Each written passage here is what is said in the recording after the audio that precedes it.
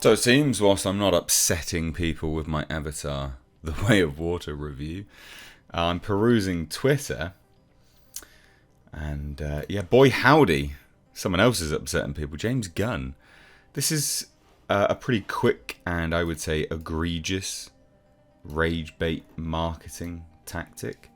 I don't really understand why he took to Twitter. I mean, I replied already.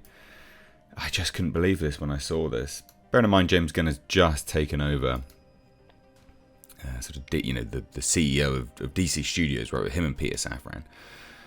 And obviously, they're not making any friends by instantly booting Henry Cavill. No one's going to be really happy with that because that was seemingly the thing which united everyone. You know, across everyone, to do with anything to do with DC generally, you know, the sort of Snyder Bros and casual fans alike, most people can agree Henry Cavill was a really good Superman, and it would be good to see him in a good Superman movie. And then he tweets this out. One of the things Peter and I were aware of when we took the job as heads of DC Studios was a certain minority of people online that could be, well, uproarious and unkind to say the least. So why are you tweeting this out, James? What are you doing?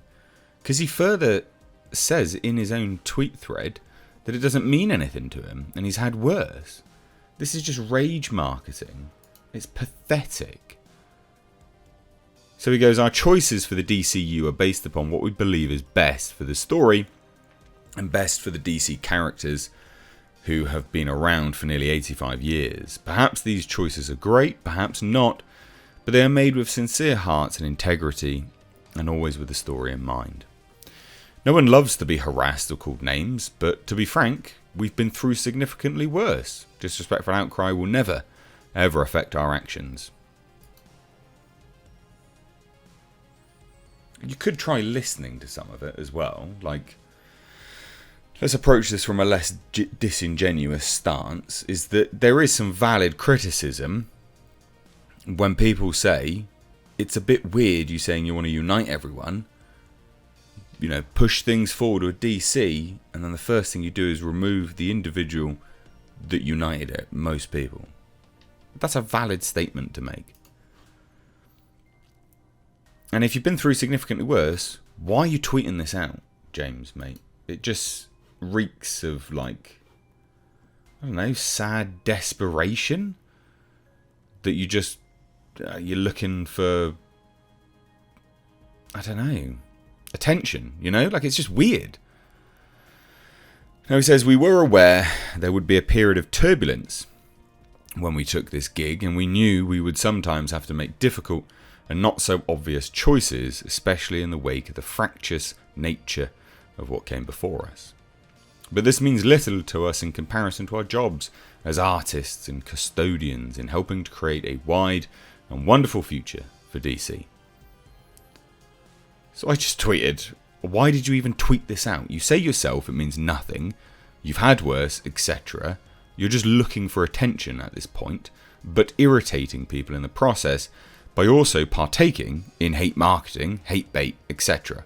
It's quite a sad look. Because it is. You can't, on one hand, be like, we're getting some awful, awful language thrown at us, you're harassing us, you poop holes. But we've had worse, and it's not going to affect us, so... I mean, that alone is just, you're just crying for the sake of crying. I don't get it. I mean, I do get it. I say I don't get it, but like it's a turn of phrase, you know. I understand it, but the concept and that mindset is so alien to me. I'm presenting as baffled. Make sense? I do understand it. I understand the reasons why, but it's just such a terrible look. And this is modern marketing for you. Some dipshit in marketing somewhere thought this was the future. Hate, rage marketing. This was going to be the future. This was what was going to, you know, sell big tickets. Just absolute garner hate bait. We have here, you know, quick with the fan blaming. I'm impressed. Exactly. We're instantly getting fan blaming straight away. It's probably the quickest turnaround of fan blaming I've seen, and hate marketing, hate bait, troll marketing. It's pathetic, absolutely pathetic. And you know what? It never works. It never goes well for them when they do this. I don't know why they keep getting the go-ahead, why they keep getting allowed to do this stuff, because it never goes well. Never goes well. And people are really, you know, people are calling on to this. Says yours and Peter's decision goes against the wills of the entire fan base. We do not want your reboot. We wanted Henry Cavill Superman, Gal Gadot Wonder Woman. The thing is, you could get away from the reboot moving forwards, right? Like you can get away. You can. There's a way to do a reboot. In universe, you build to a fracture point. You've already got that film coming up that you can influence all of this in a way which everyone gets what they want. The Flash. No one wants. The Flash is a film no one fucking asked for, featuring essentially a groomer as the lead, Ezra Miller, allegedly, right?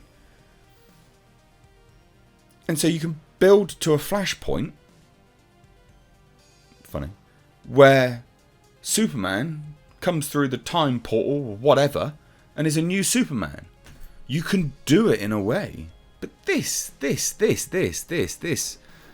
nonsense here, this will not end well. I don't understand why.